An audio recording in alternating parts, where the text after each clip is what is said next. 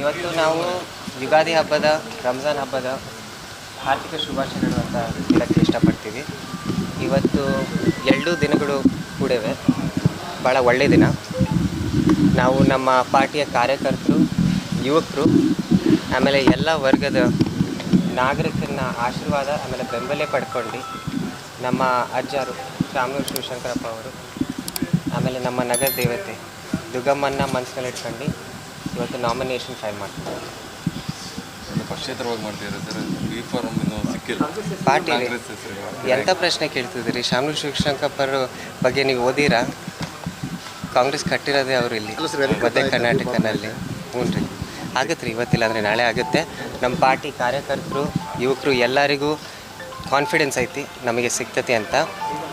ನಾವೀಗ ಇವತ್ತು ಒಳ್ಳೆಯ ದಿನ ಅಂತ ಇವತ್ತೇ ಮಾಡ್ತಿದ್ದೀವಿ. ಹ್ಞೂ ರೀ, 2 ದಿನ ಉಳಿದಿರೋದು. ಸೋಮವಾರ ಒಂದಿನ, ಇವತ್ತೊಂದಿನ. ಸರ್, ಈಗ ಸಿಗುವ ಭರವಸೆ ಮೇಲೆ ಕೊಡ್ತಾ ಇದ್ದಾರೆ ಸರ್. ಸಿಗುವ ಭರವಸೆ ಮೇಲೆ ಕೊಡ್ತಿದ್ದೀವಿ. ಸಿಗುವ ಭರವಸೆ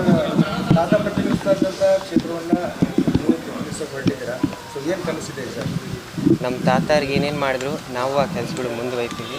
ಆಮೇಲೆ ಎಲ್ಲರೂ ಶಾಮನೂರು ಶಿವಶಂಕರಪ್ಪ ಅವರನ್ನು ಅಪ್ಪಾಜಿ ಅಂತಲೇ ಕರೀತಾರೆ. ಬರೀ ದಾವಣಗೆರೆನಲ್ಲೆಲ್ಲ, ಕರ್ನಾಟಕ ಇಂಡಿಯಾನಲ್ಲೂ ಭಾಳ ಜನ ಅಪ್ಪಾಜಿ ಅಪ್ಪಾಜಿ ಅಪ್ಪಾಜಿ ಅಂತ ಕರೀತಾರೆ. ಅದಕ್ಕೆ ಸುಮಾರು 6 ತಿಂಗಳಿಂದ ಎಲ್ಲರೂ ಚೂರು ಅವರು ಅಪ್ಪಾರ ಸ್ಥಾನದಲ್ಲಿರೋರು ಒಬ್ಬರು ವ್ಯಕ್ತಿನ ಕಲ್ಕೊಂಡಂಗೆ ಆಗಿತ್ತು. ನಾವು ಅವಾಗಿಂದ ಅಡ್ಡಾಡ್ಕೊಂತ ಜನನೇ ಚೂರು ಭಾಳ ಪ್ರೀತಿಸ್ತಿದ್ದಾರೆ ನಮಗೆ. ಯಾಕಂದರೆ ನಾವು ನಮ್ಮ ಕಿವಿರ್ಬೋದು, ನಮ್ಮ ಮೂಗಿರ್ಬೋದು, ಆದರೆ ಅಜ್ಜಾರು ನೆನೆಸ್ತಾರೆ. ಆಮೇಲೆ ಅದೇ ಬೇಡಿಕೆ ಇಟ್ಕೊಂತಾರೆ. ಅಜ್ಜಾರು ಯಾವ ಲೆಕ್ಕಕ್ಕೆ ಬಡವ್ರ ಸೇವೆ ಮಾಡಿದ್ರು, ಎಲ್ಲ ವರ್ಗದ ಜನನ ಸೇವೆ ಮಾಡಿದ್ರು, ಅದೇ ಲೆಕ್ಕಕ್ಕೆ ನಾವು ಸೇವೆ ಮಾಡಬೇಕು ಅಂತ ಜನನೇ ನಮಗೆ ಆದೇಶ ಕೊಡ್ತಿದ್ದಾರೆ. ಮುಂದೆ ಮಾಡ್ಕೊತ ಇರ್ತೀವಿ ಅಂತ ಹೇಳಿ. ಕುಟುಂಬದ ಒತ್ತಾಯ ಇಲ್ಲ, ಕಾರ್ಯಕರ್ತರು ಒತ್ತಾಯ ಎಲ್ಲ 5 ಜನ ಒಳಗಡೆ ಸರ್. ಇದು ಆದರೆ ನೀವು ಬರ್ಬೋದು.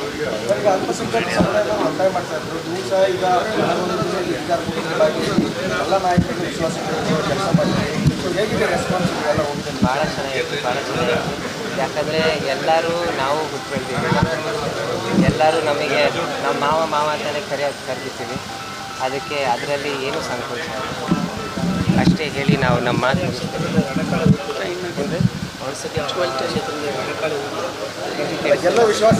ಅಯ್ಯೋ ಹ್ಞೂ ರೀ, 100ಕ್ಕೆ 100 ಐತಿ, 100ಕ್ಕೆ 100 ನಿಮಗೂ ಐತಿ. ಯುಗಾದಿ ಹಬ್ಬ, ರಂಜಾನ್ ಹಬ್ಬ ಎರಡೂ ಕೂಡಿ ಬಂದಿದೆ. ಒಳ್ಳೆ ಶುಭ ಮುಹೂರ್ತ ಇದೆ. ಆದ್ದರಿಂದ ಒಂದು ಸೆಟ್ ನಾಮಿನೇಷನ್ ಇವತ್ತು ಫೈಲ್ ಮಾಡೋಣ ಅಂತ. ಇನ್ನೇನು ಬಿ ಫಾರ್ಮ್ ಬಂದಮೇಲೆ ಅಧಿಕೃತವಾಗಿ ಸೋಮವಾರ ಫೈಲ್ ಮಾಡ್ತಾ ಇದ್ದೀವಿ. ಹಿಂದೆ ಕೂಡ ಅಪ್ಪಾಜಿಯವರು ಫೈಲ್ ಮಾಡಿದ್ದಾರೆ ವಿದೌಟ್ ಬಿ ಫಾರ್ಮ್.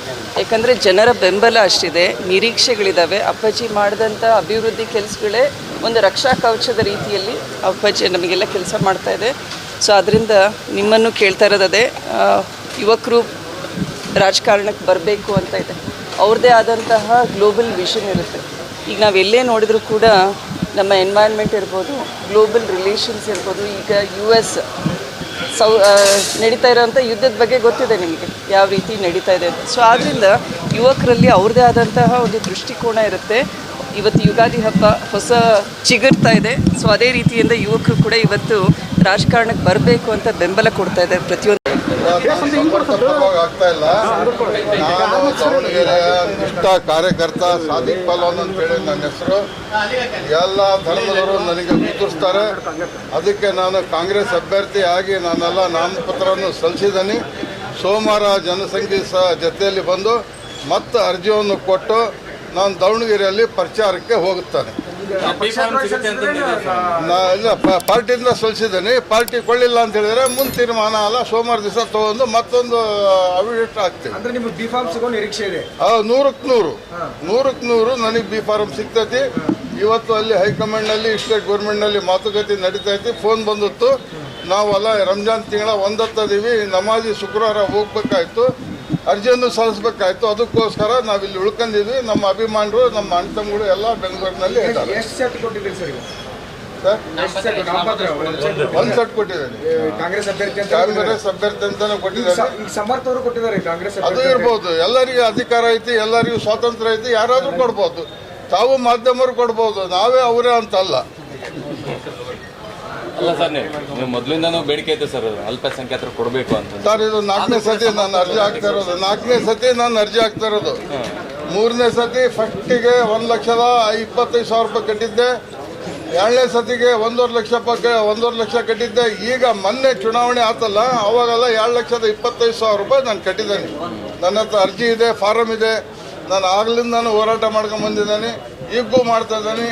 ಈಗೂ ಕ್ಷಣಕ್ಕೂ ಸಂಜೆ ಊರಿಗಾಗಲಿ ನಾಳೆ ಬೆಳಗ್ಗೆ ಆಗಲಿ ಬಿ ಫಾರಂ ಕಾಂಗ್ರೆಸ್ಸಿಂದ ನನಗೆ ಸಿಗ್ತದೆ ಅಂತೇಳಿ 100ಕ್ಕೂ 100 ನಿಮ್ಮನ್ನು ಭರವಸೆ ಕೊಡ್ತೇನೆ. ಅಲ್ಲ ಸರ್, ನಾಮಪತ್ರ ಸಲ್ಲಿಕೆ ಮಾಡ್ತೀರಿ, ಕೊನೆ ಕ್ಷಣದಲ್ಲಿ ಕಾಂಗ್ರೆಸ್ಗೆ ಸಪೋರ್ಟ್ ಮಾಡ್ತೀರಾ ಅಂತ ನೀವು ಹೇಳ್ತಾ ಇರ್ತಾರೆ. ಆ ಹಿನ್ನೆಲೆಯಲ್ಲಿ ಅದು ನಮ್ಮ ಹೈಕಮಾಂಡು ಸ್ಟೇಟ್ ಗೌರ್ಮೆಂಟ್ನವರು ನಮ್ಮ ಬಗ್ಗೆ ಬಂದು ಏನು ಮಾತುಕತೆ ಮಾಡ್ತಾರೆ, ಆವಾಗ ನಾವು ತೀರ್ಮಾನ ತೊಗೊತೇವೆ.